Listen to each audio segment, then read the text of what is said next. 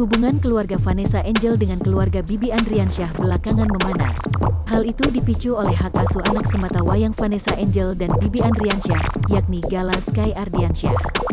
Saat ini, Gala sendiri berada dalam asuhan keluarga Bibi Ardiansyah.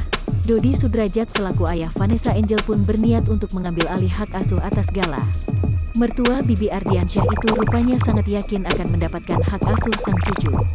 Masalah keputusannya nanti, saya yakin Pak Hakim akan bijak dan akan melihat masalah ini dari sisi hukum Islam tentunya, ujar Dodi Sudrajat dikutip tribunstyle.com dari kanal YouTube Seleb Oncang News, Minggu, tanggal 19 Desember tahun 2021. Dodi Sudrajat pun menyinggung soal hukum Islam, berdasarkan hal itu dirinya sangat yakin hak asuh Gala akan jatuh ke tangannya. Kalau dilihat dari hukum Islam, saya yakin Gala jatuh ke tangan saya, tegasnya. Jika keputusan tak sesuai harapan, Dodi Sudrajat akan berusaha untuk ikhlas. Tapi bagaimanapun juga kalau jatuh ke tangan Pak Faisal, keluarga sana, ya saya cukup berbesar hati. Toh dia, Faisal, juga kakeknya Gala, ujar Dodi Sudrajat.